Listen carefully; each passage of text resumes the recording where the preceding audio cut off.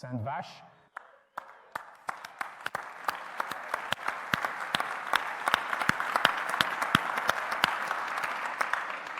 Laissez-moi commencer par ça. Je n'ai pas de bombe, pas de nouvelles, il n'y a rien de dramatique. Je ne vais pas mourir, je ne vais pas vendre la société. Nous n'entrons pas en bourse, nous ne changeons pas de nom. Il n'y a pas de quoi s'inquiéter, d'accord? En fait, les 10 prochaines années seront meilleures que les 10 dernières, croyez-le ou non. J'ai joué avec la langue. Je voulais vous dire pourquoi nous sommes ici aujourd'hui, mais ce n'est pas le cas. Je n'ai pas le pourquoi. Je veux dire, vous êtes le pourquoi, nous ressentons le pourquoi, nous savons le pourquoi, mais je pense que ce que je veux expliquer, c'est ce qui l'a déclenché. Et ce n'est pas un côté, ce n'est vraiment pas important, mais je veux juste vous donner une idée de comment on en est arrivé là, ici et aujourd'hui, et aux affiliés des 10 dernières années. Ce qui s'est passé, c'est qu'il y a quelques mois, nous avons abandonné les médias sociaux. Quelqu'un s'en souvient? Vous vous en souvenez? Et nous avons donné quelques raisons.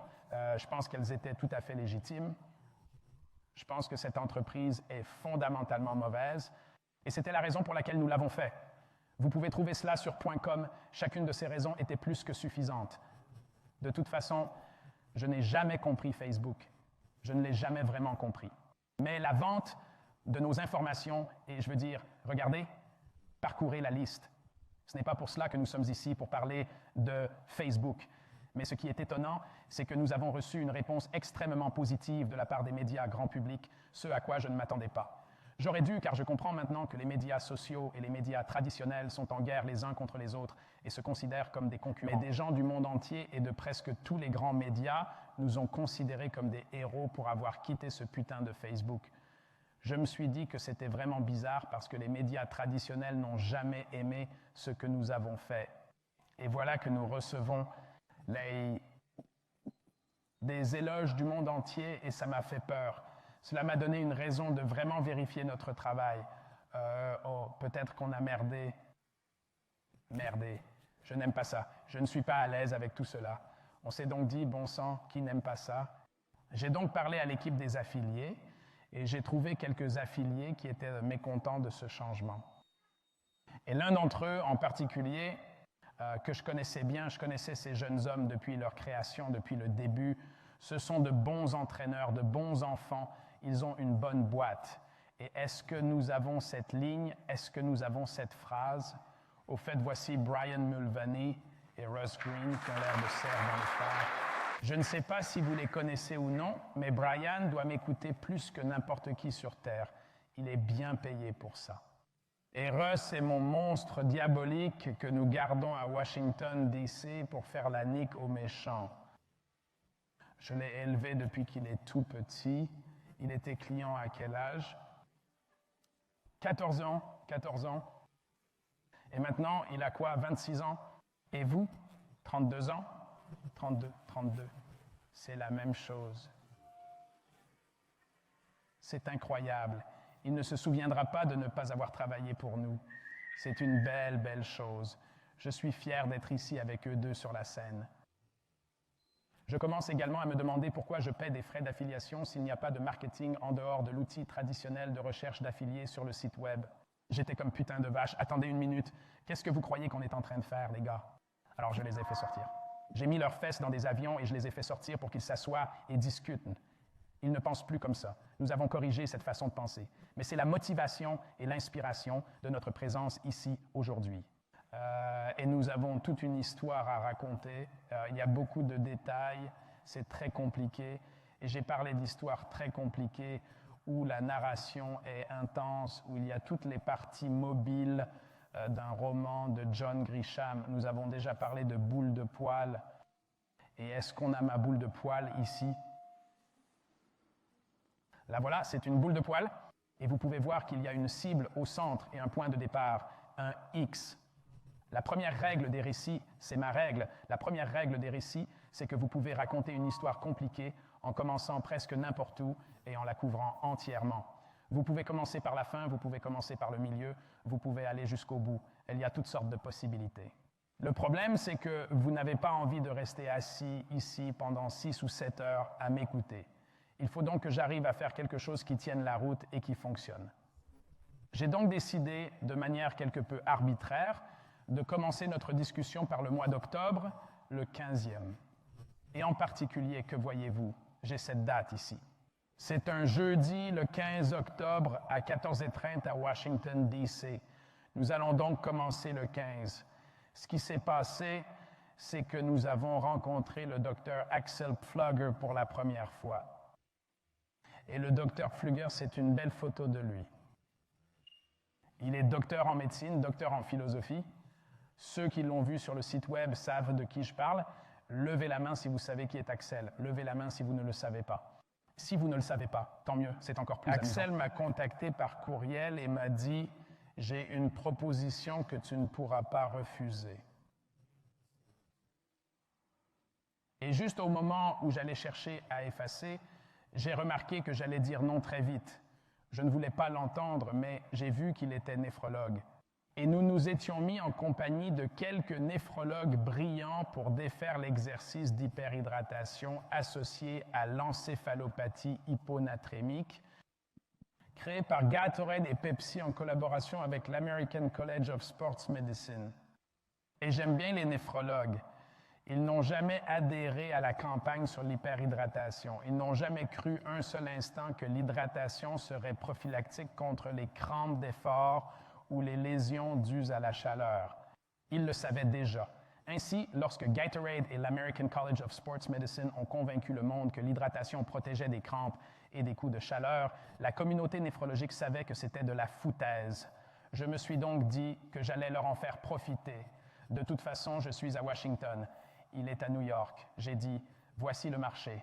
Je serai là le 14 et le 15. Si vous venez le 15 à 14h30, nous nous assiérons et nous parlerons. Et il est venu, il s'est assis et il nous a parlé. Il avait raison, j'avais tort. Il avait une proposition à laquelle je n'ai pas pu résister. Ce qu'il a fait, c'est qu'il est certifié en cardiologie, en néphrologie et en médecine interne. Il a dirigé le programme de traitement du diabète et des maladies chroniques de la clinique Mayo pendant 16 ans, dont 15 ans au cours desquels la clinique a été, selon US News and World Report, le centre de traitement numéro 1 au monde.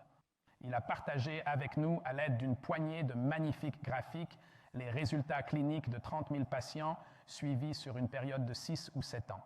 Ce qu'il a pu nous montrer, et il m'a demandé, vous savez ce que c'est? Je lui ai répondu que je regardais A à C, une tonne de personnes, et qu'il semblait que leur état s'aggravait au fil des ans. Il me répond que ce que vous observez est un résultat non clinique d'un traitement. Nous sommes en train d'accompagner 30 000 personnes vers leur inexorable disparition sans effet significatif. Regardez ce type, il s'est amélioré. Celui-ci est mort. Vous avez beaucoup plus de chances de mourir que d'aller mieux. L'auteur a cherché à savoir ce qui se cachait derrière les personnes qui s'étaient améliorées, qui s'étaient débarrassées du diabète de type 2. Et ce qu'il a découvert, c'est que cela ne se produit qu'avec un changement de mode de vie. Il a donc commencé à chercher où se trouvait ce changement de mode de vie. Et c'était fascinant. Il a fait une recherche sur Google en cherchant hypertension, perte de poids, inversion du diabète, et il a trouvé sur CrossFit Properties, je crois que le nombre était de 262 références à l'inversion des maladies chroniques. Il ne comprenait pas encore très bien ce que nous faisions sur le plan de la nutrition ou de l'exercice. Cela lui était étranger, mais il savait que nous avions la réponse et que nous aidions les gens à se rétablir, et il l'a su d'après les témoignages sur notre site web.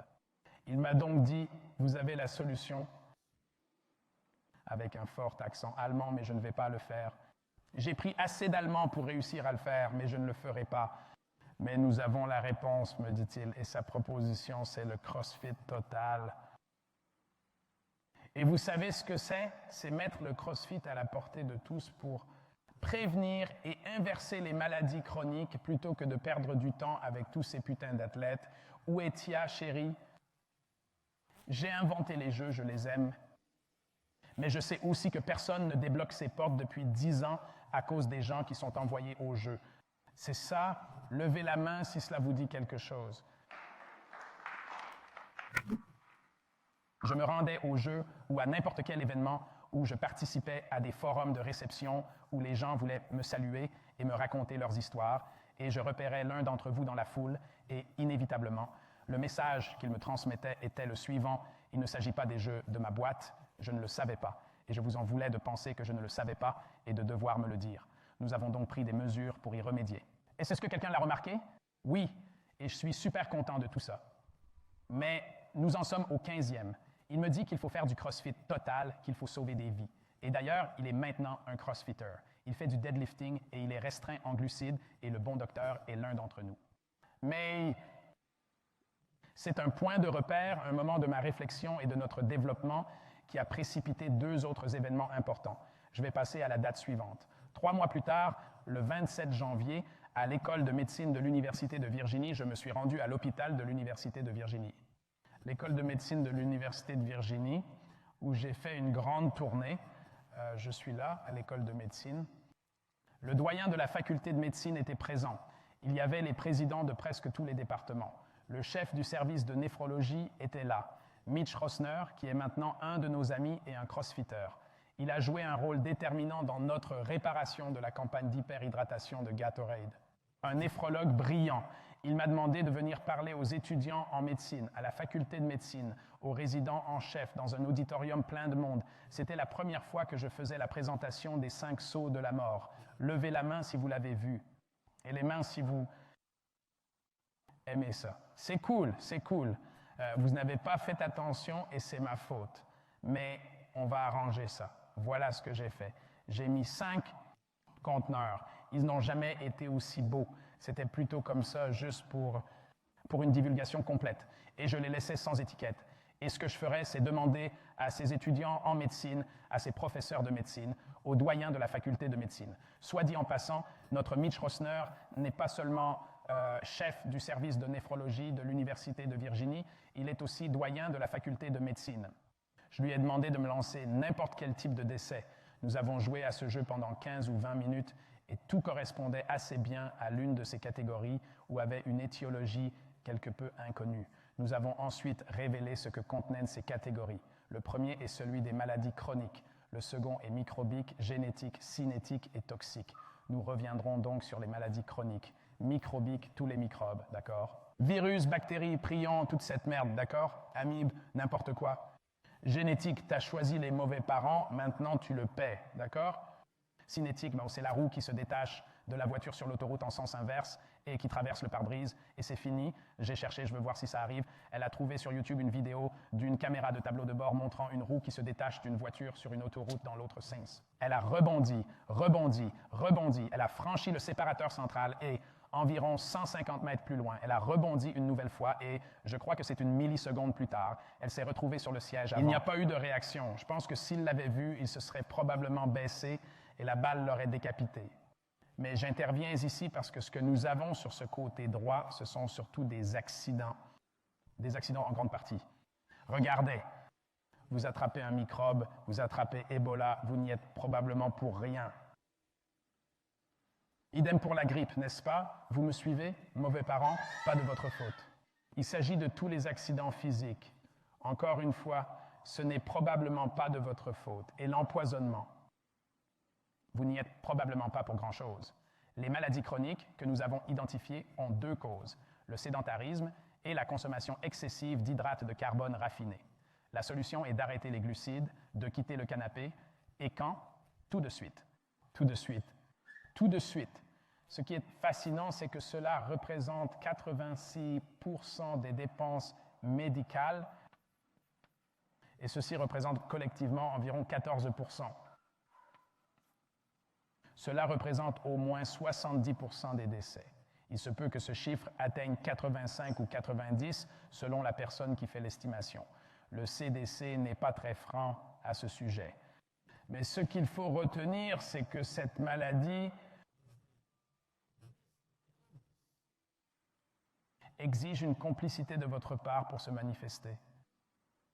Elle est le résultat de comportements volontaires qui sont en fait pathologiques. Rester sur le canapé, passer tous ces moments d'éveil à regarder la télévision, c'est ce que font la plupart des gens qui restent sur le canapé, ils regardent la télévision, est un comportement pathologique qui entraîne la mort. La consommation excessive d'hydrates de carbone raffinés crée probablement une dépendance. C'est certainement ainsi qu'elle agit. Je veux dire qu'il y a des gens à qui l'on propose de vivre longtemps et en bonne santé en mangeant un gâteau au chocolat et qui prennent un putain de gâteau. Ce problème est si simple Si simple, et pourtant quitter le canapé et les glucides serait la chose la plus difficile que vous ayez jamais faite. La chose la plus difficile que vous ayez jamais faite. C'était génial d'être assis là et d'entendre tous ces étudiants en médecine, ces médecins et ces professeurs. D'ailleurs, nous avons fait cela dans 3 ou 4, peut-être 4 ou 5 écoles de médecine et d'autres groupes, y compris pour Google Health. Et personne ne changera quoi que ce soit tant que nous n'aurons pas réussi à convaincre les gens de ne plus consommer de glucides et de ne plus s'asseoir sur leur canapé. Et vous savez, il y a des médecins dans la salle, je vois Michael Ray ici. Ce qui rend les médecins si malheureux, c'est que personne n'a fait d'études de médecine. Je prétends que personne n'a fait d'études de médecine pour surveiller le diabète d'une personne jusqu'à ce qu'elle meure prématurément. Vous avez fait des études de médecine parce que vous vouliez guérir les gens, n'est-ce pas, docteur? Vous vouliez les guérir, non? Les rendre meilleurs. Il n'y a rien de plus important, je ne pense pas. Et pour voir ça, je veux partager quelque chose avec vous. Il n'y a pas d'autre alternative. Nous n'allons pas, il n'y a pas, personne ne va s'attaquer aux maladies chroniques sans faire sortir les gens de leur canapé, de leurs glucides, et cela ne se fera probablement pas en dehors d'un cadre de groupe. La communauté de soutien, c'est ce que nous croyons. La partie communautaire de ce programme est critique, essentielle. Mais vous savez, c'est le mojo auquel nous ne pensons même pas, n'est-ce pas? Je veux dire, c'est juste là. Vous ouvrez les portes le matin et tout le monde est là et sème, je le sais. Je sais comment c'est dans votre boîte. Maintenant, nous rencontrons Pflüger. Nous commençons par les 5 sauts de la mort pour voir si quelqu'un a une objection à cela. Je veux dire, vraiment, c'est aussi simple que ça. Il n'y a eu aucune objection. Aucun membre du corps enseignant de l'une des 4 ou 5 écoles de médecine n'a levé la main pour dire que votre modèle posait problème. Nous passons donc à l'actuaire et la chose suivante dont je me rends compte, c'est que, vous savez, nous devons faire ce CrossFit total. Nous devons faire ce truc de CrossFit total. Nous devons rendre ce que nous faisons accessible au plus grand nombre, au monde entier. L'une des choses que nous avons faites en jouant sur ce point, c'est d'imaginer une distribution gaussienne de la capacité physique. Ce n'est pas vraiment le cas dans la culture. Ce n'est pas une distribution normale. Pouvons-nous afficher cela? L'or et le platine. J'ai fait cela avec Pat et Joe et certains de mes collègues, Brian et Russ. On s'est assis autour d'une table et ce que je voulais faire, c'était de partitionner. Vous savez, je voulais examiner les différents niveaux de capacité physique dans une distribution normale. Il y aurait autant de personnes extrêmement inaptes que de personnes super aptes. Et je ne voulais pas utiliser F, D, C, B et A parce que personne ne veut avoir une forme physique F. Alors on s'est dit, bon sang, comment faire pour bien envelopper F, fitness? Et nous sommes dit, regardons les 5 métaux les plus précieux au monde, et ils sont là. Il s'agit de l'or, du platine, de l'osmium, du rhodium et du californium. Les personnes qui utilisent l'or sont celles qui sont légèrement ambulatoires, cannes déambulateurs, aident sous le bras pour aller aux toilettes, et à l'autre extrémité, dans le californium, nous avons les athlètes de jeu. Tia et ses amis s'assoient de ce côté-là. En fait, pour 400 mètres, pour une rangée de 2000 mètres, nous sommes parvenus à ce que nous pensions être des démarcations comparables de la division entre chacun d'entre eux. Et ce grand groupe d'osmium est en quelque sorte un membre ordinaire. Ce sont ces personnes qui peuvent faire des amis entre 5 et 20 minutes, n'est-ce pas? Mais ils peuvent le faire. Dans le groupe platine, nous avons des personnes qui sont clairement ambulatoires, mais que l'on ne peut pas qualifier de très mobiles. Elles ne sont pas rapides. Il y a encore quelque chose à régler. Nous nous sommes donc demandé ce que nous allions faire pour aller chercher ces personnes, comment les attirer davantage. Parce que la vérité, c'est que le stimulus qu'est le CrossFit, les mouvements fonctionnels de haute intensité constamment variés, et la viande et les légumes, les noix et les graines, quelques fruits, peu d'amidon, pas de sucre, a son plus grand impact à l'autre bout de la chaîne. Et que se passerait-il si nous commencions à regarder jusqu'où nous pouvons amener ces gens plutôt que de simplement célébrer ceux qui sont là avec Tia et Matt et les autres superstars? L'une des premières choses que j'ai dites à Séville, c'est que je ne veux plus d'athlètes de jeux vidéo sur le front. Je veux des gens normaux. Je veux des gens qui ont besoin d'être stimulés et aidés. Et nous avons commencé à Santa Cruz, ce que nous appelons CrossFit Underserved. Nous avons lancé un programme où nous ne travaillons qu'avec les personnes souffrant d'obésité morbide et les clients gériatriques. Nous en avons accueilli plus d'une centaine et le nombre de participants ne cesse de croître. Nous nous en donnons à cœur joie. 2 personnes ont déjà perdu plus de 100 livres et nous apprenons beaucoup. Michel. Michel, tu es là? Elle n'est pas là, elle travaille ce week-end. Michel, qui est Flowmaster dans l'équipe de niveau 1 et qui est également kinésithérapeute de formation, dirigeait en quelque sorte le programme. Pat s'occupe d'un programme satellite à Seattle et Joe Westerlin, un autre Flowmaster, fait quelque chose de similaire à Omaha, dans le Nebraska. Nous partageons nos notes. Nous faisons venir les meilleurs de nos formateurs pour qu'ils voient à quoi cela ressemble. Nous avons brillamment contribué à la formation de ces personnes. Et je vais partager cela avec vous, pas ici aujourd'hui, mais nous, vous savez, nous leur avons promis que nous ne les amènerions pas parmi nous pour en faire un spectacle pour tout le monde. Nous n'avons donc pas partagé ce qu'il aurait été agréable de partager, mais ils se rapprochent de nous et se sentent de plus en plus à l'aise avec nous. Nous allons donc commencer à les montrer de plus en plus. Mais c'était intéressant de les recueillir. Nous avons utilisé Facebook, je pense que c'est l'une des dernières choses que nous avons faites sur Facebook, mais j'ai dit, je veux des gros et des vieux. Et on s'est dit, bon d'accord, si vous êtes vraiment gros ou vraiment vieux, on vous veut.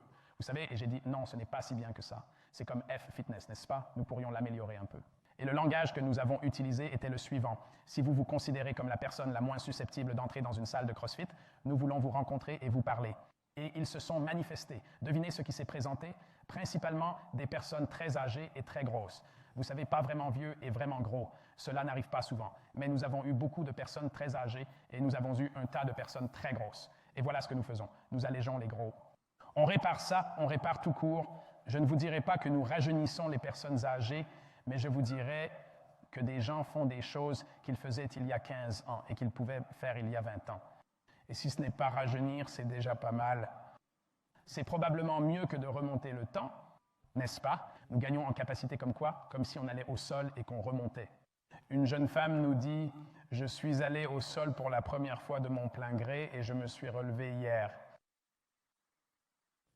Cela faisait 11 ans que je n'avais pas fait ça. Il y a 11 ans. Comment savez-vous que c'était il y a 11 ans? Elle dit « Parce que les ambulanciers sont venus à la maison et m'ont remise sur le canapé. » C'est tragique. Et ce n'est plus le cas. L'autre jour, je l'ai vu se mettre à genoux, jouer avec un petit chiot attaché dans le gymnase et se relever. Laissez-moi vous raconter comment nous avons commencé avec elle, parce que c'était brillant. Bill et Katie sont là. Billy, comment ça va? Nous avons pris cette boîte de Plio souple d'environ 40 pouces et nous lui avons demandé de venir avec ses béquilles, ses cannes, quel que soit le nom que vous donnez à ces béquilles. Comment appelez-vous ces docks, ces cannes? Des béquilles? Elle en avait une paire et elle se présentait à la boîte avec un poids de 250 kg ou plus, puis elle posait les béquilles et se penchait vers l'avant sur la boîte. Puis elle luttait pour se remettre sur ses pieds. En l'espace d'un an, nous avons réussi à lui faire perdre 150 kg et à la faire descendre jusqu'au sol et à la faire remonter. Qu'est-ce que c'est? Si nous sommes honnêtes, c'est un burpee, n'est-ce pas? Je ne suis pas fan de ce putain de burpee. Je vais vous dire pourquoi.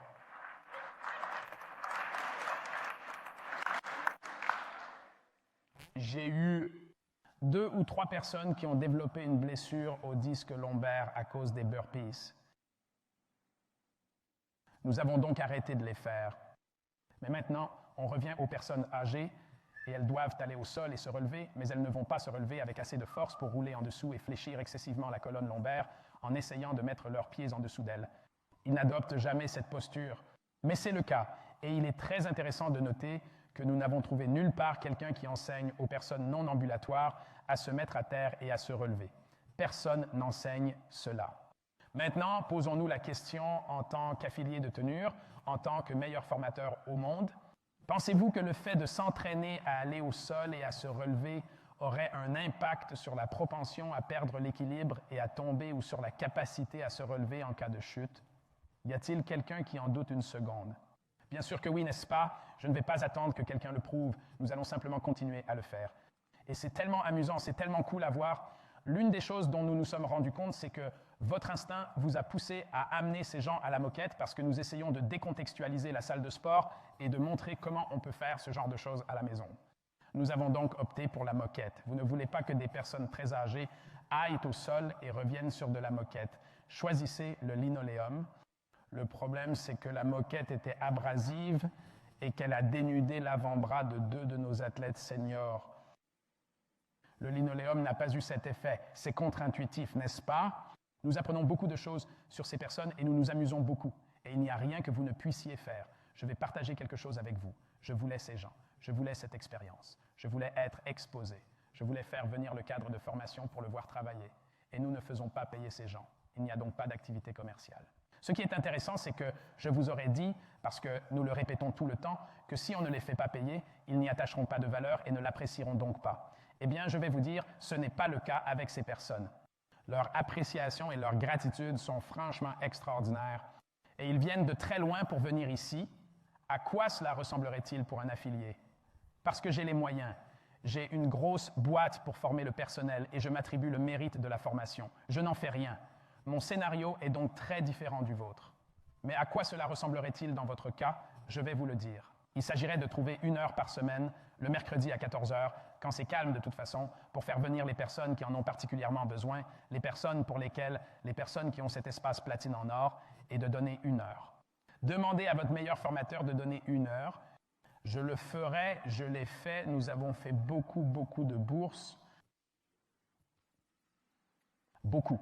Je disais aux gens, je vais vous mettre sur une bourse parce que vous ne pouvez pas frotter 2 centimes l'un contre l'autre. Je vais vous mettre sur une bourse et il n'y a qu'une chose que vous pouvez faire pour gâcher votre bourse et c'est de faire savoir à tout le monde que vous êtes sur une bourse.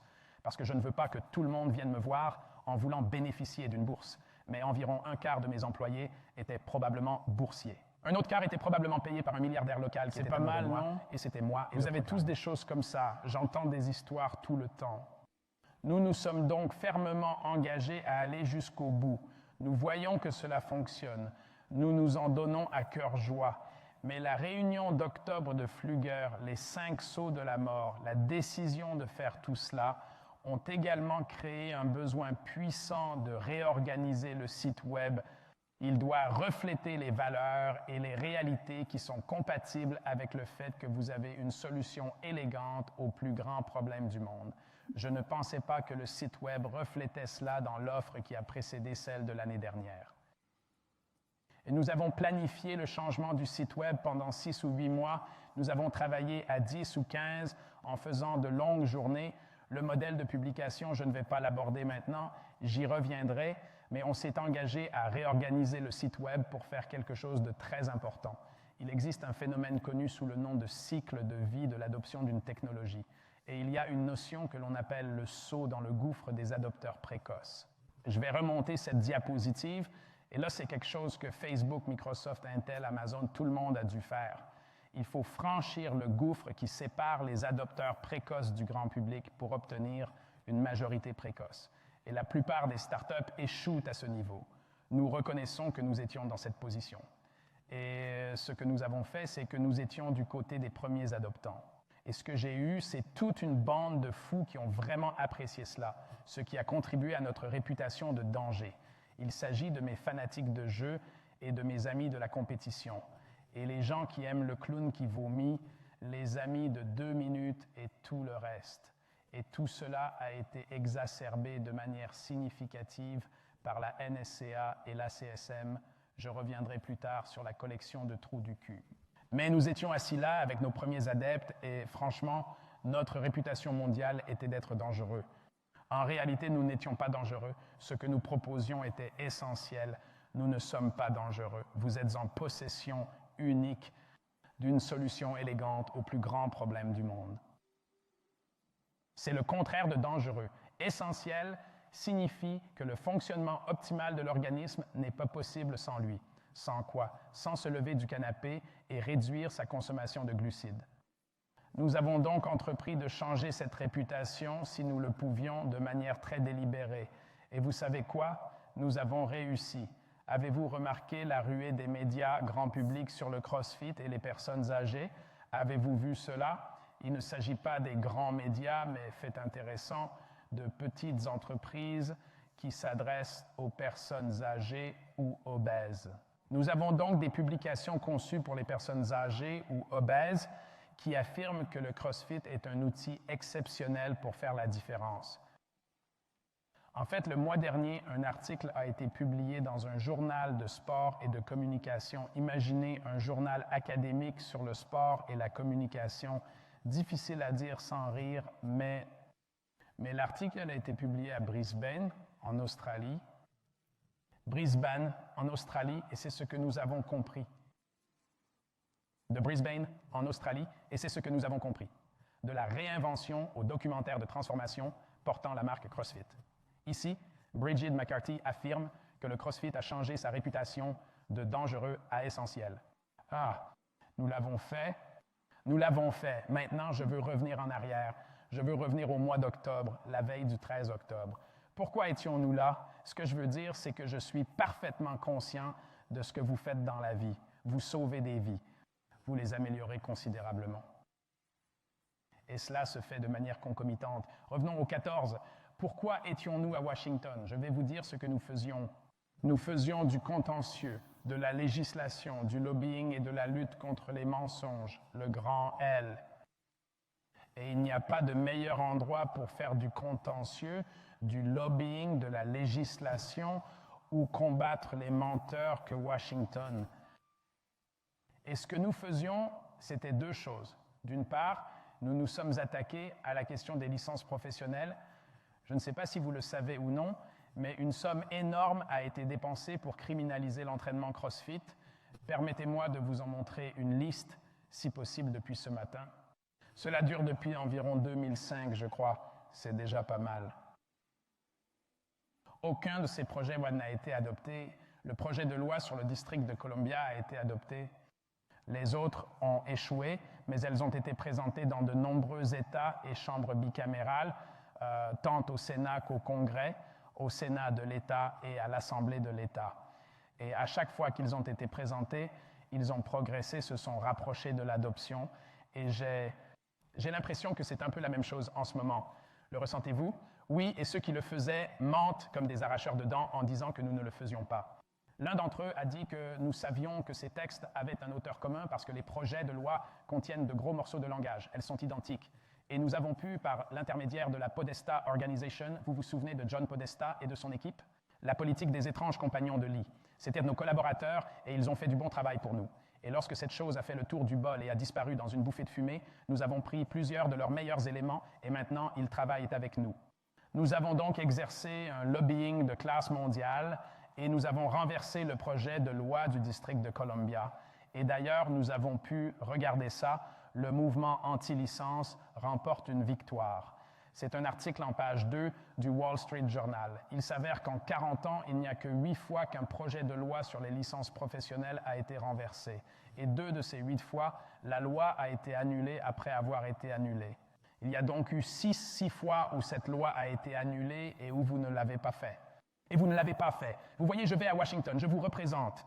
J'espère que vous le savez. Pas moi, je n'entraîne personne. C'est vous, je vous protège. Nous avons fait marche arrière et nous sommes allés au Massachusetts, l'un des derniers à avoir été présenté. Nous avons envoyé plusieurs affiliés très forts et plusieurs membres de notre personnel. Nous nous sommes mis sur la table et nous avons fait échouer le projet de loi. Et c'est le consortium, c'est un consortium du registre des professionnels de l'exercice, le CREPS, qui est à l'origine de ce projet. Il s'agit de l'International Consortium of the Registry of the Exercise Professionals, qui, en Australie, a déclaré que le CrossFit avait tué 6 personnes aux États-Unis. Nous avons donc poursuivi ce connard en justice et nous avons gagné. Et il a dû dire au monde entier qu'il était un connard et qu'il avait menti. Ainsi, tout le monde en Nouvelle-Zélande a pu voir qu'il s'agissait d'un trou du cul menteur. Et ces connards de menteurs nient avoir quoi que ce soit à voir avec la licence professionnelle, tout comme l'American College of Sports Medicine. Ils disent au monde que nous sommes absolument contre. Nous savons qu'ils l'ont fait, nous savons qu'ils l'ont fait et nous savons comment ils l'ont payé. Je vais vous dire que notre lutte contre le projet de loi de Washington a coûté environ 50 $ par mois au groupe de lobbying et ce pendant 1 an et demi. C'est un travail de longue haleine. Mais celui qui a mis tout cela sur pied, celui qui a décidé que le ou les prochains textes législatifs devaient être élaborés dans 9 États au cours des prochaines années, celui qui a fait cela était assis sur des centaines de millions de dollars pour avoir ce genre d'influence à colporter. Des centaines et des centaines de millions de dollars. On estime à environ 225 millions de dollars le coût d'un cabinet de lobbying qui aurait dit « Voici ce que je veux faire. Je veux faire adopter une législation à 24 reprises dans 9 États sur une période de 15 ans. Quel serait le prix à payer pour cela? C'est un effort incroyable. Nous regardons les gens qui font ce travail et ils n'ont pas autant d'argent. Vous vous demandez donc tout naturellement d'où viendrait l'argent. Je vais m'adresser directement à leurs sponsors or et platine, et ce sont les connards du soda. C'est ainsi que j'ai commencé à dire que l'ACSM et la NSCA sont des putains de putes à soda. Ouais, vous savez ce qu'ils ont fait? Ils m'ont poursuivi, ils ont poursuivi Russ et ils ont poursuivi CrossFit pour les avoir traités de putes à soda. C'est la NSCA contre le CrossFit. Et donc, nous poursuivre nous a donné l'opportunité de leur demander leur communication avec les sodas. Ils ont dit qu'ils n'en avaient pas. Eh bien, nous avions des preuves solides qu'ils en avaient. Cela a énervé le juge. Le juge n'a pas apprécié les mensonges et a ordonné un examen médico-légal, une enquête sur leur serveur. C'est la deuxième fois qu'ils le font. Je reviendrai sur la première fois. Mais ce que nous avons vu, ce que nous avons trouvé chez Ernst & Young qui a fait l'examen, c'est qu'il y avait des millions de courriels relatifs à leur relation avec Soda. Et avant même que nous ayons pu les consulter, ils ont abandonné les poursuites. Il y a eu une phase intéressante au cours de laquelle nous avons débattu de ce que l'on entendait par pute à soda. Notre avocat a dit que ce terme n'avait pas de sens. Et ils ont répondu que pour nous, c'était le cas. Et j'ai dit, permettez-moi d'intervenir à ce sujet. Je vais expliquer exactement ce que j'entends par pute à soda. Ce n'est pas un problème. Ce qu'il y avait dans les courriels, c'était une preuve convaincante et accablante qu'ils sont... Et devinez qui s'est présenté pour délivrer le message selon lequel nous allons faire disparaître tout cela et arranger les choses, Lanny Davis. Quelqu'un sait-il qui c'est? Levez la main. Il était là lorsque Michael Cohen, l'avocat de Trump, a été interrogé lors d'une audition au Congrès. C'est Lanny Davis qui était assis derrière lui. C'est Lanny Davis qui était assis à côté de Bill Clinton lors de sa destitution. Renseignez-vous sur lui, c'est un homme fascinant. Mais ils ont dit que si vous deviez l'engager, vous seriez complètement baissé. On l'a décrit comme une soupe pleine de fumier. C'est probablement l'avocat le moins populaire au monde. Il ne demandait qu'à me parler et nous l'en avons empêché. Il essaie toujours de me parler. Nous l'avons fait parler à nos avocats de Latham Watkins à la place. Et nous savons combien il est payé pour cela. Nous savons qu'il reçoit 150 $ par mois pour essayer de nous faire abandonner le procès de la NSCA. Nous savons que la NSCA n'a pas l'argent pour l'engager. Qui l'a?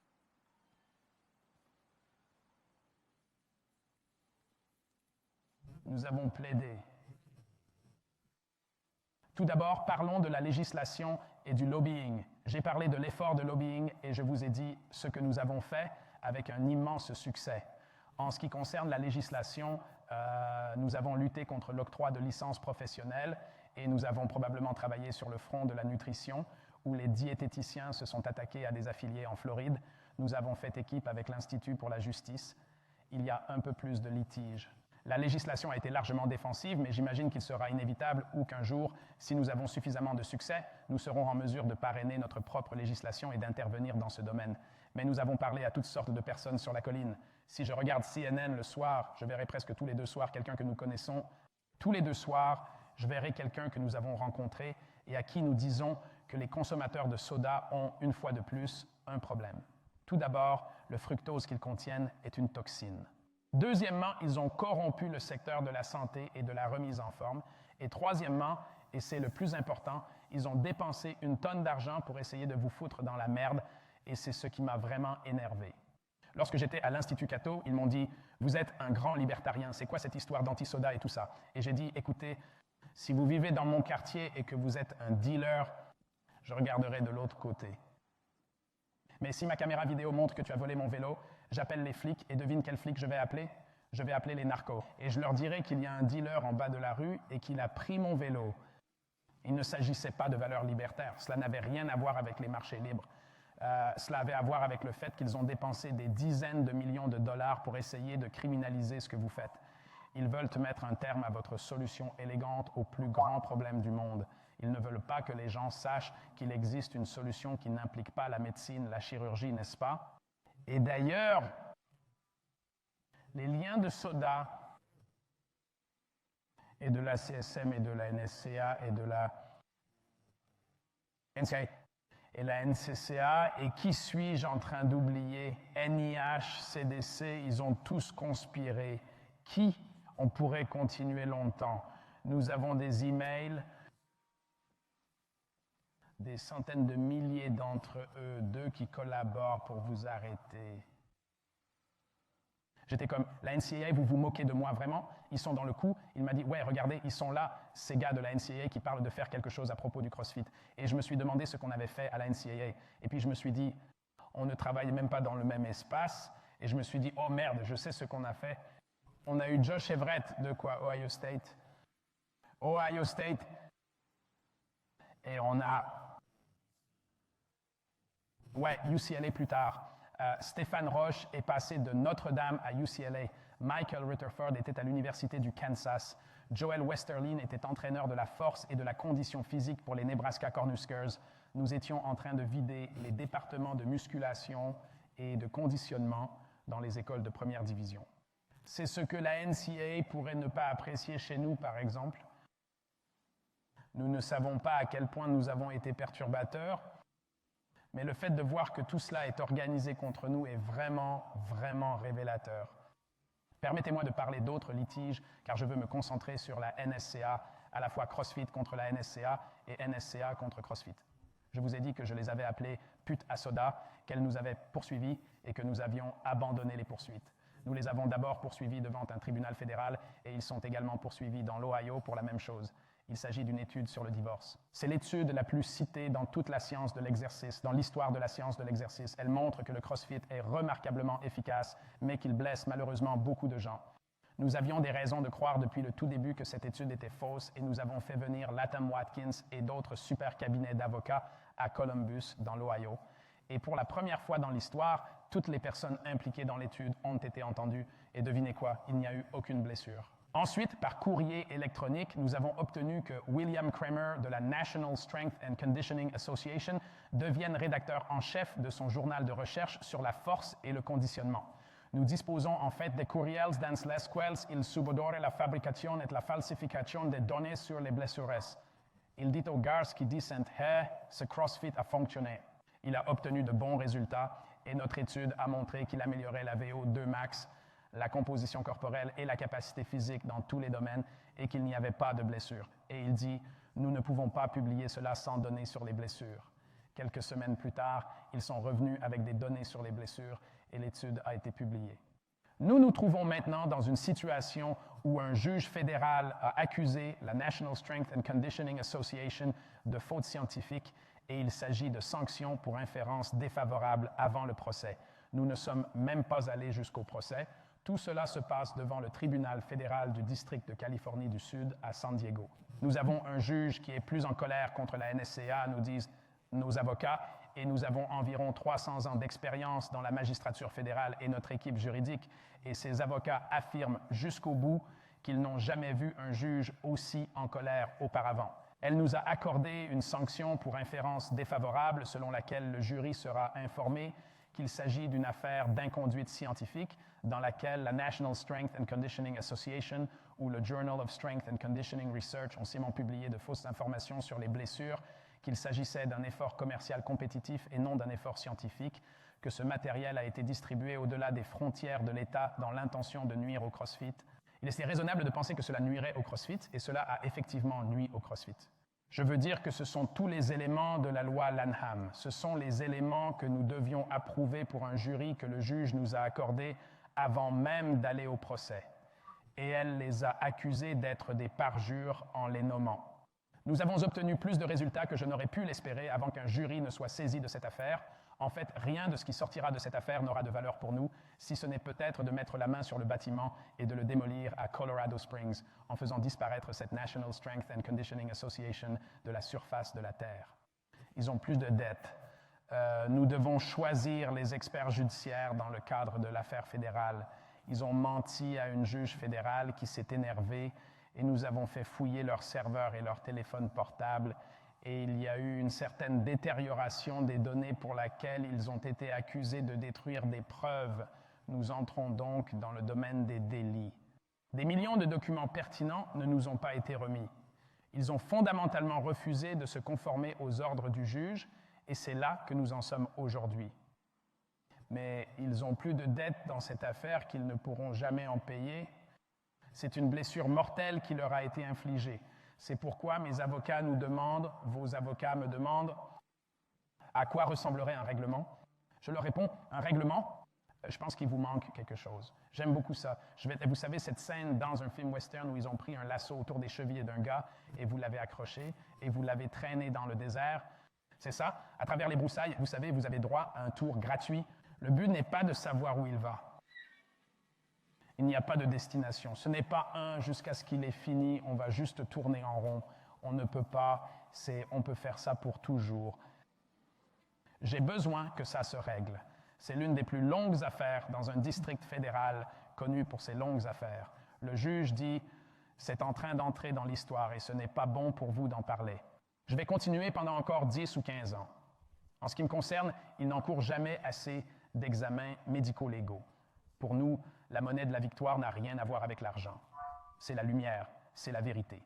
Je veux qu'ils soient démasqués pour ce qu'ils sont et je veux que vous héritiez du manteau qu'ils ont abdiqué, à savoir un engagement sincère, efficace et authentique en faveur du bien-être des personnes dont vous avez la charge. Parce qu'ils n'ont pas cela et que vous l'avez, ils sont donc presque foutus. Et quand ce sera fait, nous reviendrons à la CSM. Et ils sont encore pires, ils sont encore pires. Ils se sont associés à Gatorade sur le front de l'hyperhydratation, puis ils se sont associés à Coca-Cola sur l'insistance de Coca-Cola et ont fondé Exercise is Medicine, qui n'est rien d'autre qu'un effort concerté pour vous faire fermer votre gueule à propos de la nutrition et pour toujours. C'est inscrit dans la loi sur les soins abordables et c'est l'ennemi. C'est un autre front. Il y a eu d'autres litiges, mais j'ai dit que la NSCA contre CrossFit et CrossFit contre la NSCA, les affaires étatiques et fédérales sont les joyaux de la couronne. Et je reviendrai sur ce qui en fait des joyaux de la couronne, et pas seulement sur le fait que nous nous battons si fort parce que nous avons eu d'autres victoires. Dans l'affaire Gottlieb contre CrossFit, ce qui s'est passé, c'est qu'un avocat rhabdo a choisi son ami. Oui, un avocat rhabdo prend son ami, l'emmène à la salle de sport, ils font une séance d'entraînement, ils sortent, dînent, boivent une bouteille de vin, et ils se retrouvent à l'hôpital. À manger de la gelée avec une putain de cuillère blanche, à recevoir une perfusion et à regarder Oprah toute la journée, et il demande 350 $, ou quelque chose comme ça. Et nous lui répondons que vous n'obtiendrez rien de vous et de votre connard d'avocat spécialisé dans le rhabdo. Et le RRG s'est battu. Nous nous sommes battus, nous nous sommes battus, nous nous sommes battus. Ce qu'ils essayaient de faire tous les deux, c'était de mettre en place une industrie artisanale, de poursuivre les affiliés pour, je vais vous dire, toute personne qui fait un de vos entraînements. Si vous courez directement de la salle de sport à l'hôpital et que vous avez eu une prise de sang, je pense que vous pouvez faire un cas de rhabdo. Je pense qu'il s'agit d'un rhabdo non clinique. Est-ce que c'est le bon terme, Mike? J'ai des CK élevés, mais personne n'est malade, vous savez. Ahmed Jones a emmené tout le monde à Fight Gone Bad, toute une équipe de SEAL et son soutien à Fight Gone Bad. Et puis ce soir-là, il a fait une prise de sang et il a dit qu'il aurait pu admettre toutes les personnes présentes à l'hôpital. Ils ont tous répété l'entraînement ce soir-là avec rhabdo. Personne n'était malade. Je ne suis pas là pour dénigrer le rhabdo. En fait, nous avons été plus honnêtes que quiconque à ce sujet. Le rhabdo tue régulièrement des marathoniens et il n'en parle jamais. Il n'a jamais été mis, il n'a jamais causé de blessures sérieuses à un crossfitter que je connaissais. Ce n'est pas vrai. Je pense que nous avons eu un syndrome de compartiment. Il y en a eu un, c'est une blessure grave, très grave, mais nous n'avons pas eu d'insuffisance rénale.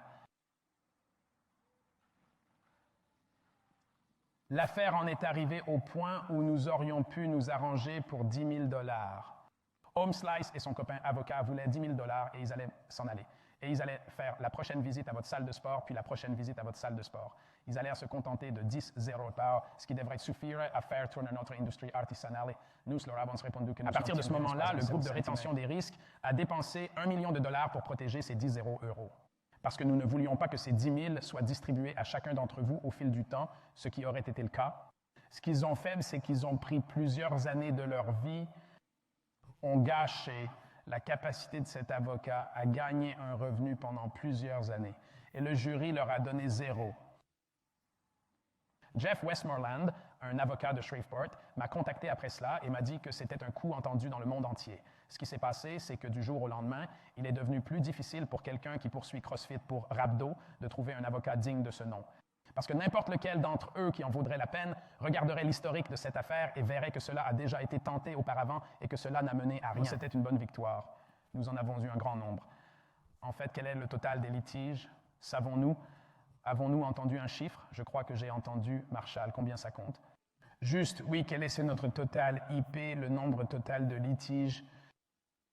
Des centaines. Et nous avons perdu.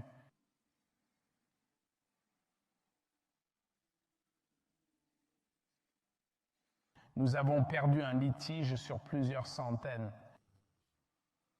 Un seul. Vous savez pourquoi? Parce que nous nous battons très durement et efficacement et que nous ne menons que des combats justes. C'est tout. Nous poursuivons les méchants. Et nous nous défendons contre n'importe quoi. Au fait, le groupe de rétention des risques combat-il toutes les demandes d'indemnisation? Non, des gens ont été blessés. Nous nous disons, oui, cette personne doit être payée. Il est clair que quelque chose a mal tourné. La barre de traction s'est détachée du mur et vous vous êtes blessé à la tête. Il faut s'en occuper. C'est pour cela que vous avez une assurance. Le gamin tombe sur le seau et s'enfonce une côte dans le poumon. Une tête comme ça qui crache du sang en plein gymnase. Les accidents arrivent, l'assurance est là pour ça. Nous n'allons pas laisser l'assurance de qui que ce soit ou l'un d'entre vous créer une industrie artisanale pour un trou du cul d'avocat et ses amis. Pourquoi la pièce de la NSCA est-elle le joyau de la couronne? Je vais vous le dire, parce que ça dure depuis longtemps et qu'elle nous a forcés à nous instruire sur tout un tas de choses. L'inconduite scientifique, y compris la fabrication, la falsification et le plagiat. Nous avons appris ce qu'était la crise de la réplication. La crise de la réplication est une chose étonnante en soi, mais nous avons vu comment la science évaluée par les pairs pouvait être utilisée pour obtenir quelque chose d'exactement faux. Nous avons eu l'occasion d'approcher de près la corruption. Il y a aussi d'autres problèmes dans les sciences, comme l'ignorance des chiffres. Nous avons le fiasco de la valeur paix et les études de faible puissance. Regardez-moi ça, la fraude CE. Les réimpressions pharmaceutiques sont une autre escroquerie. L'emprise réglementaire de la FDA. Il y a tellement de choses qui ne vont pas dans la science. Et nous avons commencé à regarder autour de nous. Nous nous sommes rendus compte que ce qui arrivait au CrossFit par l'intermédiaire de la NSCA se produisait également en médecine. C'est le cas en psychologie. C'est le cas en économie. C'est un véritable problème. Nous avons décidé d'y remédier en créant CrossFit Health. Le CrossFit Health n'a rien à voir avec la santé. Il s'agit de, et ils ont dit, commençons par la vérité. Voilà ce que je veux faire. Voici comment nous allons punir la NSCA, l'ACSM, Oak, Pepsi, NCA, NCCA, l'organisation d'accréditation de ces trous du cool. Voici comment nous allons les punir. Nous allons commencer à dire la vérité. À propos de quoi? Surtout sur la corruption généralisée. Et c'est l'une des choses les plus cool que nous ayons jamais faites. C'est incroyable le nombre de personnes qui ont pu se présenter, parler et témoigner. Le 14e jour, nous faisons du lobbying, nous légiférons, nous plaidons, nous combattons les menteurs. Et c'est ainsi que naît ce qui sera certainement une victoire historique dans l'affaire NSCA. Mais ce qu'elle fait pour nous, c'est qu'elle nous dit, vous savez quoi? Allons chercher tous ceux qui savent ce qui ne va pas et donnons-leur la parole. Et il y a des gens qui ont un message essentiel, un message important, qui sont en dehors du courant dominant, mais qui n'en sont pas moins importants. Donnons-leur la parole, concentrons-les. C'est ce que nous appelons la légitosphère. Et nous nous sommes dit, rassemblons-les. Rassemblons-les sous notre toit et laissons-les parler. Nous avons donc réuni Gauthier, Malcolm Kendrick, Robert Lustig, Terence Quillet, David Dimon et Gary Taube. Si vous ne savez pas qui sont ces personnes, ce n'est pas grave. Ce n'est pas grave, mais il le faut. Et vous devez non seulement les connaître, mais aussi savoir ce qu'ils disent. Parce qu'ils disent tous fondamentalement la même chose, mais avec des points de vue légèrement différents. Peut-être même, dans certains cas, avec des points de vue radicalement différents. Mais ils décrivent la même catastrophe. Je disais à l'équipe ici présente que c'est un peu comme si vous couvriez, je sais que Jimmy, ici présent, travaillait sur l'aide aux victimes de l'ouragan aux Bahamas. Il y a eu des noyades, des écrasements, des électrocutions. Mais tout est lié à l'ouragan, n'est-ce pas? Et c'est comme ça que sont ces gens. Ils ont tous des points de vue légèrement différents, voire radicalement différents, mais ils racontent clairement la même histoire. Ils racontent clairement la même histoire, à savoir qu'un stratagème a été mis en place pour cacher la vérité aux gens. Et d'ailleurs, ces gens J'ai quelqu'un du pays de Galles, de Boston, d'Écosse, du Danemark, de Suède. Il s'agit d'un groupe international de personnages. Certaines de ces personnes, comme Uffe Ravensskog, viennent d'écrire Cholestérol Mythe, mythe sur le cholestérol. Nous avons présenté cet ouvrage pour la première fois en 2003 sur la page d'accueil du site web. Les 12 mythes ont été publiés pendant 12 jours. J'ai regardé, nous avons à nouveau lancé l'UFI, et voici ce qui s'est passé entre 2003 et aujourd'hui, 16 ans plus tard. La seule chose qui a changé, c'est qu'un grand nombre de personnes sont devenues beaucoup plus malades. Mais son message était très juste en 2003, et il est encore plus poignant aujourd'hui. Je veux dire qu'il est encore plus important. Il faut le dire plus fort. Je regrette de ne pas avoir publié les mythes sur le cholestérol tous les mois pendant 16 ans. Et si vous n'avez pas lu le livre ici, vous devez le lire, vous devez le lire. Il fera de vous un meilleur entraîneur, ce qui ne va pas dans les sciences, ce qui ne va pas avec l'hypothèse du régime cardiaque, les problèmes que nous avons avec la théorie de la mutation somatique de l'oncogenèse et un tas d'autres choses qui ne vont pas. Il n'est pas nécessaire d'être un scientifique pour voir qu'il y a un problème. Une grande partie de la tromperie et de la fraude est assez simple à comprendre. Donc,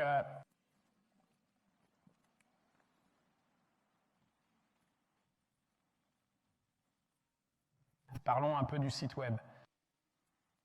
Chaque jour, il y a une séance d'entraînement. Vous remarquez que les WOD reviennent à quelque chose d'un peu plus old school. Vous voyez ça? Nous le voyons dans le jeu. On m'a applaudi pour ça. Je ne demande pas, mais je me demandais juste. J'ai entendu dire que quelqu'un avait fait tomber quelque chose. Oui, il fallait le faire. Tu as remarqué ces trucs qui glissent? L'étirement, la position en L, l'inversion, les planches et les gammes.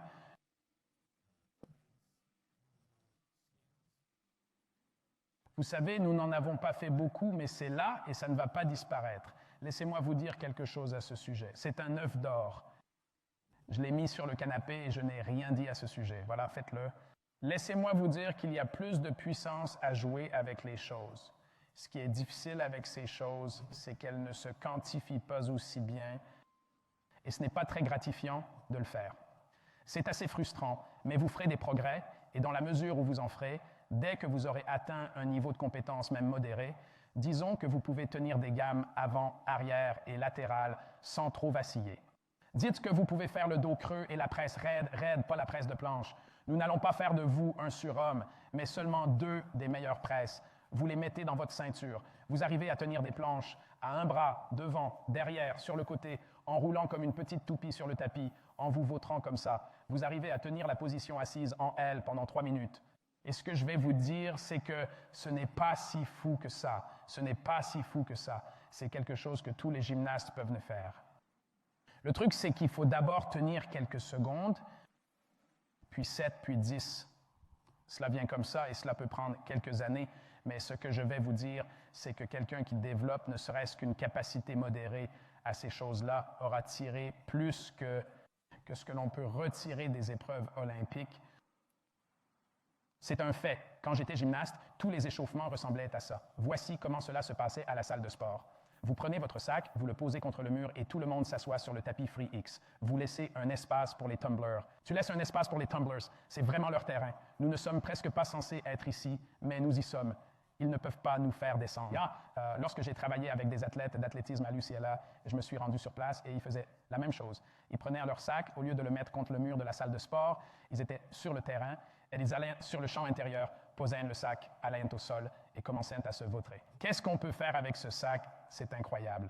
Les choses les plus simples, comme l'appui sur les mains, s'apprennent dans le négatif. Il y a une énorme leçon à tirer de l'apprentissage de l'excentrique.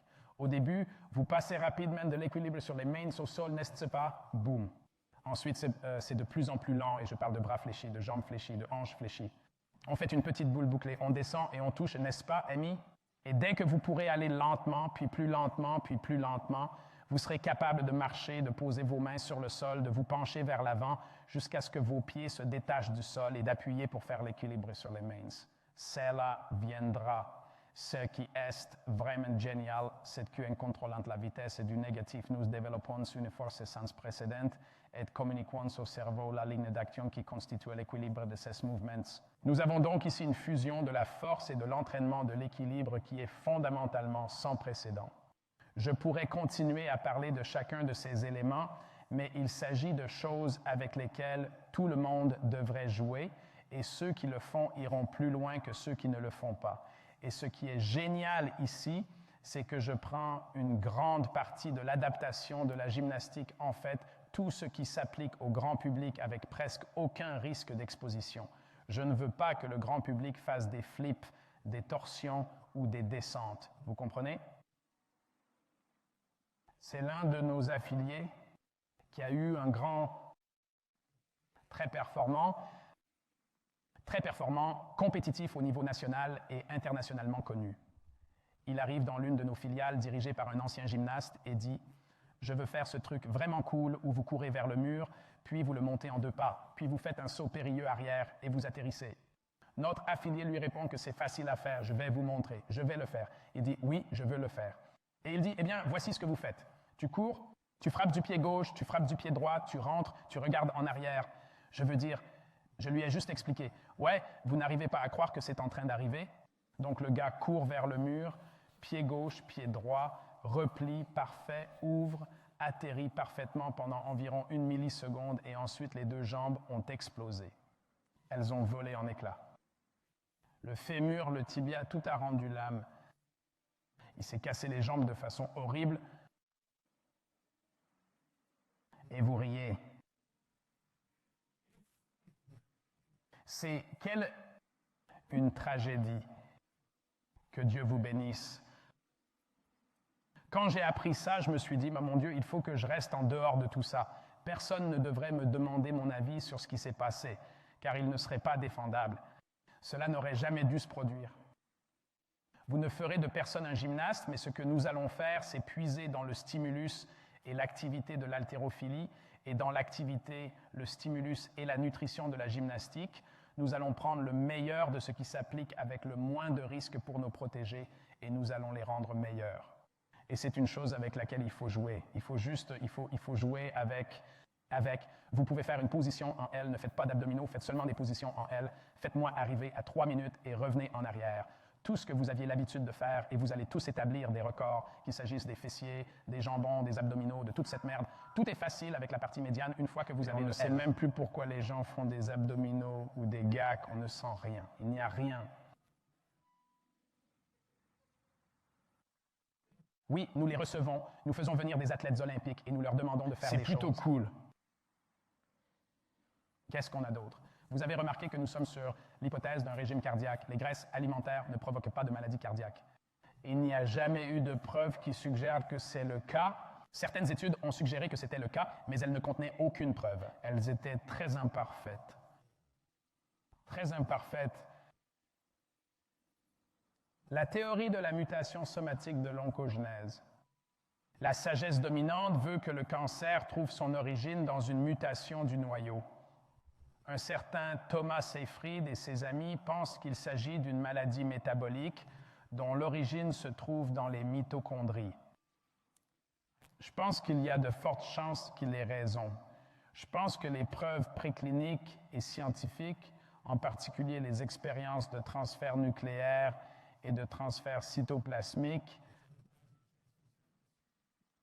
ne peuvent pas être expliquées à moins d'arriver à quelque chose comme la théorie métabolique.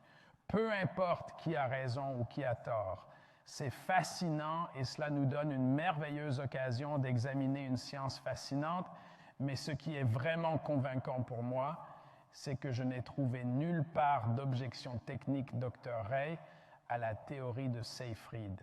En fait, nous avions un oncologue bien connu à la maison, chez moi dans le salon, quand Seyfried parlait, et il a écrit sur Facebook qu'il avait eu un super séminaire, que tout le monde était génial, qu'il avait passé le meilleur moment de sa vie, mais que ce Seyfried avait tout foutu en l'air et ruiné son week-end et qu'il n'aimait pas, qu'il avait beaucoup de choses à dire sur lui, mais qu'il n'avait rien à dire sur sa théorie métabolique des origines du cancer. Et en fait, toutes ces critiques étaient parfaitement cohérentes avec le fait qu'il pense que Seyfried a peut-être raison. Lorsque quelqu'un a une réaction viscérale à une théorie scientifique et ne veut même pas aborder les détails de la théorie, il faut souvent en chercher la raison. Maintenant, si le cancer est une maladie métabolique, et comme je l'ai dit, cela n'a pas vraiment d'importance. Je veux dire que nous pouvons jouer à un joli jeu avec cela.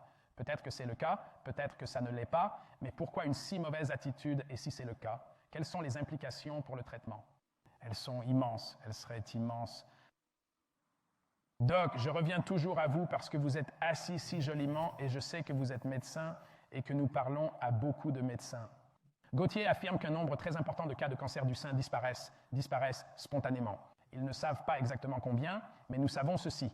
Une étude a été réalisée, très bien construite, avec un échantillon de grande taille, et ce qui s'est passé en Europe, c'est qu'ils ont testé une cohorte de 50 femmes, ils les ont dépistées par mammographie, et ils l'ont fait à 50 ans, à 51 ans, à 52 ans, à 53 ans et à 54 ans.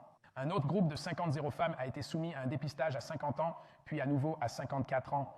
Dans le groupe soumis à un dépistage annuel, on a détecté 37% de cancer en plus que dans le groupe soumis à 2 dépistages. Et je me suis dit, bien sûr, vous faites un dépistage, vous le trouvez, mais non, non, non, non, non, ils auraient dû être encore là dans ceux qui ont été testés sur une période de 4 ans et ils auraient dû être plus avancés. Il ajoute que tous les oncologues du monde qui se sont penchés sur la question sont parvenus à la même conclusion. Il doit y avoir un nombre important de cas de cancer du sein qui disparaissent spontanément. Et tant que nous ne connaissons pas ce nombre, que pouvons-nous dire de la valeur de la détection précoce? Gauthier a effectué plus de travaux sur la mammographie que n'importe qui d'autre dans le monde. Il est également titulaire d'un doctorat en médecine, un autre, un homme brillant. Un homme brillant, cette remise spontanée, me fait penser à un trouble métabolique. Les troubles génétiques ressemblent à des choses binaires. On l'a ou on ne l'a pas, vous voyez? L'idée de cette chose qui va et vient, qui fluctue, est vraiment fascinante pour moi. Mais encore une fois, ce n'est pas important. Mais c'est quelque chose que nous suivons de près parce que c'est fascinant. L'inconduite scientifique. Je veux que tout le monde devienne expert en la matière. Il faut savoir ce qu'est la fabrication, la falsification, le plagiat. Nous devons connaître les problèmes liés au facteur P, les études de faible puissance, les limites de ces études épidémiologiques. L'un de mes maîtres de cérémonie disait que le site web avait fourni du matériel merveilleux, des ressources merveilleuses, et il a fait référence à des études épidémiologiques. Il a fait référence à l'ouverture d'une conférence sur la nutrition où quelqu'un avait dit, avant de s'arrêter, « Avez-vous vu l'étude qui disait qu'il y avait une augmentation de 28% des cancers chez les mangeurs de viande? » Et sa réponse a été « Hey, nous ne pouvons pas... » On ne peut pas en parler maintenant avec le CERT, mais il parle de ce genre de science sur crossfit.com. Je lui ai répondu que c'était génial, que c'était bien que vous puissiez envoyer les gens sur ce site, mais que nous pourrions aussi vous apprendre rapidement à donner une explication comme celle-ci, et qu'il s'agit d'une étude épidémiologique qui peut au mieux montrer une corrélation, et que quiconque prétend qu'elle montre un lien de cause à effet lit quelque chose dans l'étude qu'il ne peut pas le faire. Les données de cette étude, qui ont l'obligation scientifique d'être mesurables, observables et reproductibles, ne sont ni mesurables, ni observables, ni reproductibles. Il s'agit de données d'enquête à partir de souvenirs de ce que vous avez mangé. Et ce qui est vraiment intéressant ici, c'est que quelqu'un puisse appeler cela de la science. Et vous pouvez le faire avec presque toutes les études épidémiologiques. Elles ne valent pas la peine d'être lues. Personne d'autre que les auteurs de ces études ne pense qu'il s'agit d'une science légitime. Personne d'autre que les personnes qui publient ces études ne pense qu'il s'agit d'une science légitime. Nous nous trouvons en plein milieu de cet espace.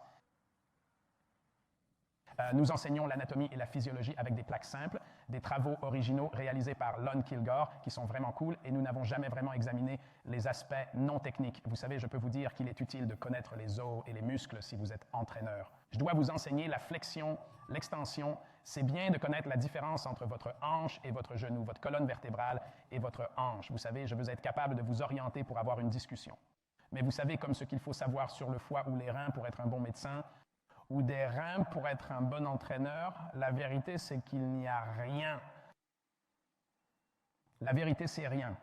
Mais nous y allons et voici comment nous le faisons et j'aime ça, j'aime ça, j'aime ça.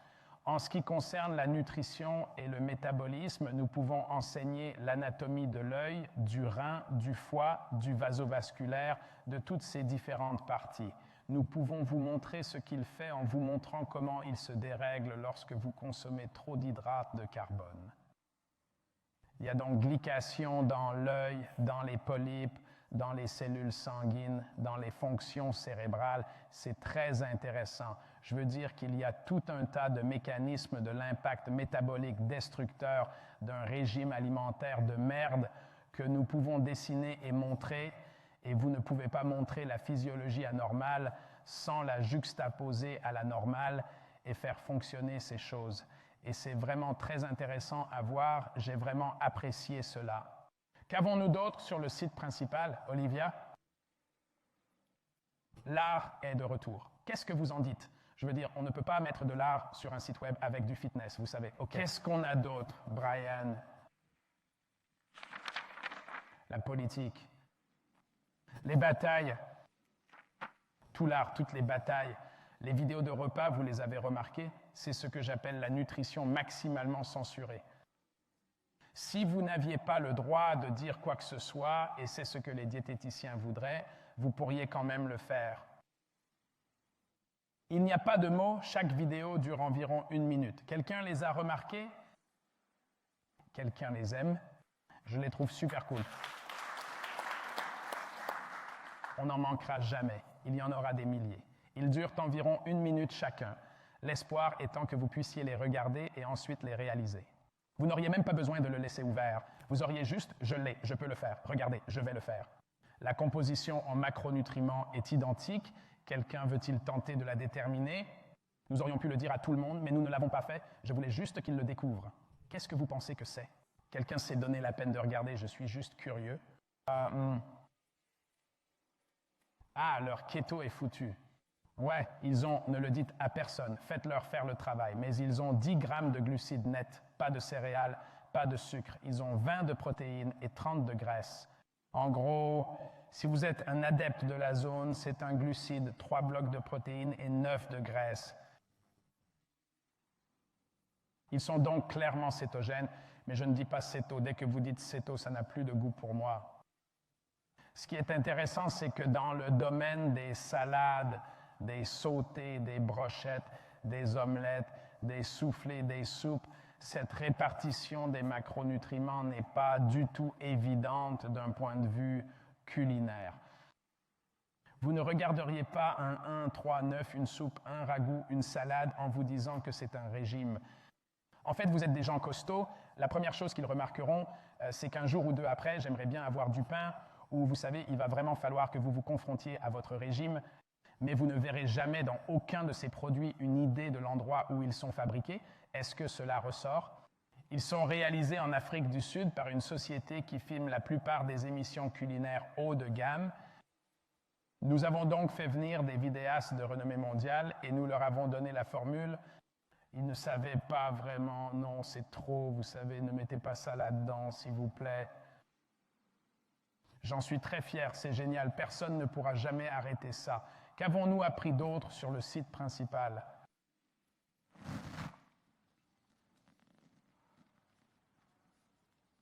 De la bonne et de la mauvaise science, des pépites de la première à la 3e année. Nous enseignons les origines d'eux et nous construisons actuellement un cours. Nous allons avoir un autre cours et il sera sur la science moderne et la méthode scientifique. Et il y a tant à partager, tant de choses ont mal tourné. Cette science consensuelle qui exige un examen par les pairs et que l'on trouve dans les universités n'est pas une science moderne et ne fait pas partie de la méthode scientifique. C'est cette vision de la science consensuelle et nous avons obtenu ce diagramme de realclearscience.com et il ne pourrait pas être plus faux. Il n'y a pas de vote en science et il n'y en a pas du tout. Et dès que vous dites que 9 dentistes sur 10 croient, vous n'êtes pas, nous sommes en dehors de l'espace de la science. Et le problème avec le consensus en tant qu'objectif, c'est de penser que c'est ce que l'effort de la science est, ce qui fait que cela scelle le statu quo, parce que la vérité est que les progrès de la science viennent généralement d'un seul individu, qui fait quelque chose qui est loin d'être cohérent avec le consensus. Le fait qu'un type comme Malcolm Kendrick soit retiré de Wikipédia, et c'est leur langage, parce qu'il n'a pas donné suffisamment de poids à l'opinion dominante, c'est terriblement orwellien.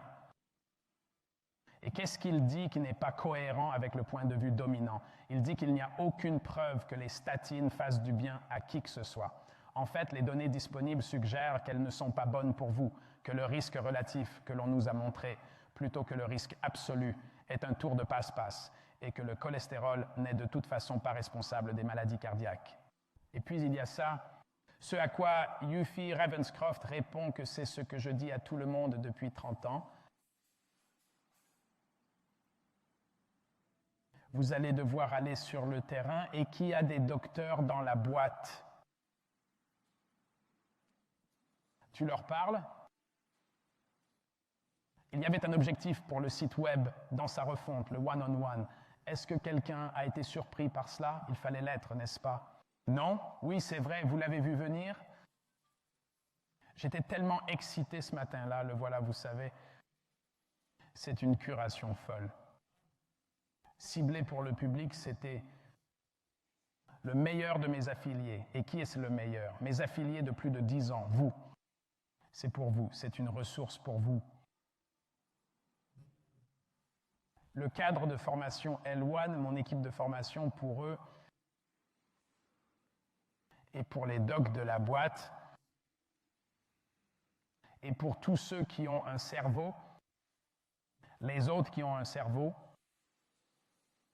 et je reçois les bons commentaires des bonnes personnes. Nous sommes très heureux de ce que nous faisons. Regardez ça, les propriétaires d'affiliés, le cadre de formation de niveau 1, les docs in the box et le reste des gens intelligents. C'est à eux que s'adresse le public. Il ne s'agit pas d'un programme de type B2C. Je n'imagine pas vos clients venir ici. Je n'imagine pas vos clients venir sur CrossFit.com ou les gens de votre ville aller sur CrossFit.com et ensuite courir dans votre club. Peut-être qu'ils le feront, peut-être qu'ils ne le feront pas, mais ce n'est vraiment pas fait pour eux. C'est fait pour vous. Les ressources et l'éducation pour vous, les choses que nous pensons, les choses dont je suis convaincu, si vous les mettez sous votre ceinture au point de vous familiariser avec les particularités de ce que nous offrons et ce régime régulier, vous serez un meilleur entraîneur. Vous serez en mesure de mieux articuler ce qui se passe dans votre salle de sport. L'autre élément vraiment important, c'est qu'une fois que l'on a compris, je dis bien compris, que l'on est en possession unique d'une solution élégante aux plus grands problèmes du monde et qu'il n'y a pas d'autre possibilité de sauvetage, cela change notre attitude. Et vous voulez pouvoir en parler à n'importe qui, absolument n'importe qui, à tout le monde.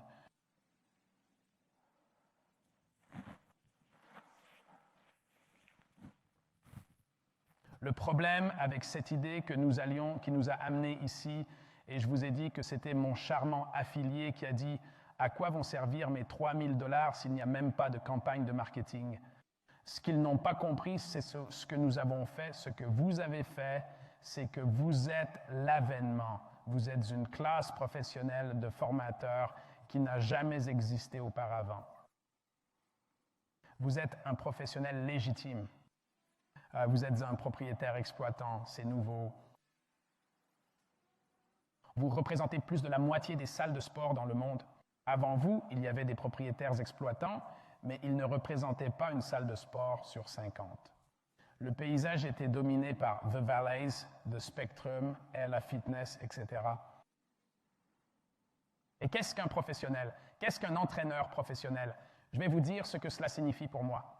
Cela signifie que vous ne portez pas un petit polo avec un logo et que vous ne pointez pas sur une carte de pointage. En tant que professionnel, je ne pense pas, en tant que formateur professionnel, que vous devriez essayer des chaussures. Oui, ça a l'air bien. Pourquoi ne pas faire quelques allers-retours avec moi comme ce putain d'idiot de Foot Locker?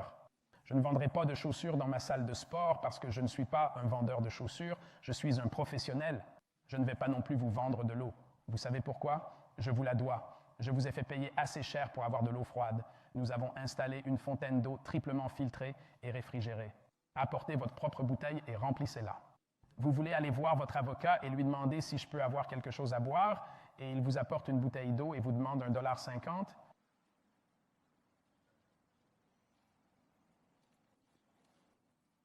Vous êtes quelque chose qui n'a jamais existé auparavant, et nous n'allons pas le laisser partir. Nous n'allons pas y renoncer. Nous n'allons pas en faire des perversions.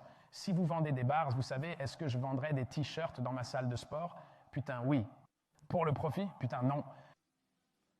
Pourquoi? Je veux que les gens soient fiers de ce qui se passe ici et je veux qu'ils mettent le t-shirt, qu'ils soient fiers d'eux-mêmes, fiers de moi, fiers de leurs amis, fiers les uns des autres, et je veux qu'ils se promènent fiers en ville. Et si la chemise me coûte 15 $, je la ferai passer pour 15 $ parce que je ne suis pas dans le secteur de l'habillement. D'ailleurs, nous avons dit à Reebok que nous nous retirions du secteur de l'habillement. Je ne veux pas de revenus provenant de l'habillement. Je ne veux pas être dans le secteur de la chaussure. Ce n'est pas notre métier. J'ai besoin d'un groupe d'âmes merveilleuses qui possèdent un bien unique. Qu'est-ce qui est unique? Il y a d'autres personnes qui peuvent répéter une grande partie de ce que nous faisons, mais toutes les autres tentatives de lutte contre les maladies chroniques sont des idées qui n'ont pas été mises en œuvre. Ce que vous faites n'est pas théorique. Vous ouvrez vos portes tous les jours. C'est une réalité. Les personnes qui viennent ici obtiennent des résultats très, très concret. Ce n'est pas une construction théorique, c'est une réalité. C'est pourquoi les gens regardent CrossFit Health et se disent qu'il ne s'agit pas vraiment de cela, que c'est différent. Je n'ai jamais pensé qu'il s'agirait de cela. Non, non, non, nous nous occupons de la santé dans les salles de sport. C'est là que ça se passe. Ils sont en possession d'une solution élégante, le plus grand problème du monde. Nous nous en sommes occupés. Ce que nous faisons à CrossFit Health, c'est exposer comment il se fait que nous avons été laissés à nous-mêmes pour trouver cette solution, alors que personne d'autre ne voulait ou ne pouvait le faire. Vous avez trouvé un moyen de gagner de l'argent en disant la vérité, et ce qui se dresse contre vous, ce sont tous ces gens qui mentent pour gagner leur vie, et ils sont nombreux. Ils ne parviendront jamais à vous anéantir. Ils essaieront, mais ça n'arrivera pas. Nous allons apprendre à coexister. Ils ne disparaîtront jamais. Vous me demandez si j'aime partager cela avec les gens. Je n'ai absolument aucun espoir pour la santé publique, aucun. L'une des choses que nous avons apprises, je ne suis pas allé ici, et j'aurais dû, l'une des choses que nous avons apprises de la NSCA, et en regardant autour de la corruption, et en voyant comment la science consensuelle peut être si merveilleusement, facilement achetée, ce que nous avons appris, c'est que tout ce qui est faux l'est volontairement. Ainsi, si l'on considère les soins de santé et que l'on pense que l'objectif est de permettre aux gens de vivre plus longtemps et d'avoir une vie plus brillante, plus saine et plus heureuse, l'ensemble ressemble à un système en faillite. Et on ne peut pas réaliser qu'il existe une économie de la maladie et que tout ce qui ne va pas est de mal fait exprès et qu'il y a des gens pour qui ce déluge de dialyse, de diabète et d'obésité est la meilleure chose qui soit jamais arrivée. Ces gens se comptent par millions et leur économie vaut des trillions et personne ne veut qu'elle s'améliore. Maintenant, pour qui ai-je de l'espoir? Tous ceux qui franchissent vos portes, pour elle, pour lui, pour eux, j'ai un espoir parfait. Un espoir parfait. Mais nous ne serons pas assez nombreux. Il n'y aura pas 1 million d'affiliés. Nous ne pourrons pas nous ne pourrons pas sauver tout le monde. Mais nous pouvons sauver, nous pouvons avoir un impact énorme sur tous ceux qui franchissent les portes. C'est ce que j'aime. Ce que je décris, c'est la sécurité de l'emploi. Il n'y aura pas de conversion massive. Il n'y aura pas de gros titres du New York Times disant que le CrossFit a raison, que le monde a tort et que tout d'un coup, tout le monde afflue dans les salles de sport. Cela n'arrivera jamais. Vous allez vivre toute votre vie en vous faisant traiter de charlatans, de fraudeurs et d'imposteurs et vous allez guérir des gens en grand nombre. Cela ne finira jamais. Tout le monde va savoir que vous avez la marchandise, que nous avons la marchandise, que nous sommes en possession unique d'une solution élégante, etc. Et ils le savent aussi sûrement qu'ils savent tout ce qu'ils savent, et cela inclut les 20 000 médecins assis dans les boîtes. Nous avons commencé à les mettre en réseau. Nous faisons ces MDL. Vous savez ce que c'est? C'est le même putain de L-on que vous avez pris. Mais tous ceux qui sont assis là sont des médecins, et on peut venir les voir après et leur dire que c'est sans espoir, que rien ne va s'arranger, que ça va empirer, que ce n'est pas de votre faute et que vous êtes désolé. C'est un peu bizarre, mais c'est cool. Nous avons besoin de cette ressource. Nous avons besoin de ces médecins en réseau et ça marche. Ils sont vraiment très amusants. Le paysage actuel, c'est vraiment difficile pour les médecins. C'est vraiment difficile et ils se sentent mieux lorsqu'ils se mêlent à nous.